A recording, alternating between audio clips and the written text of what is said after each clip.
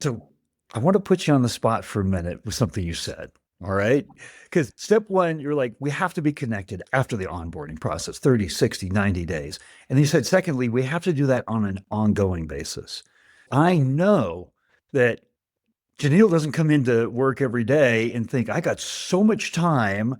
I'm going to start spending a lot of time, right, on what's happening with the talent that we're bringing in the organization. And I'm sure on your team, it has to be a priority if you're going to do that. It has to carve out, has to replace something that you're already doing. So here's how I'm going to put you on the spot. On a score of 1 to 10, if you could say, understanding and getting feedback about placements and candidates and how they're fitting in, and how did we do in terms of getting the right candidate to fit this organization, that team, how important is that on a scale of 1 to 10 to spend the time on an ongoing basis doing that? 1, not important at all.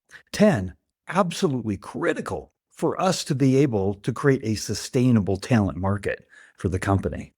I'd put it probably between 8 and 9. I think it's really important. And here's why.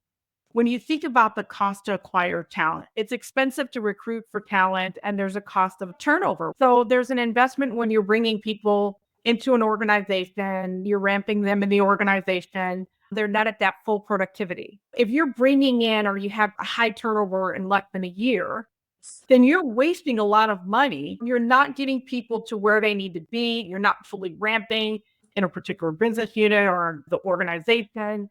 So the cost of turnover can paralyze you. Not only can it paralyze you from a productivity standpoint, it can also paralyze your brand because then you're constantly reposting the same position. You see that in the marketplace. We'll hear about one of their friends, definitely in some of these needs positions where the talent pool is smaller. And when you're going back to that same talent pool to repost a position in less than a year, people want to know why. And so I think it's important. I won't say we don't, but I will say that it's starting to gain more traction. And I think leaders are starting to understand more the cost of turnover and the value of having an effective onboarding and the value of making sure you hire right so that you're not spending time.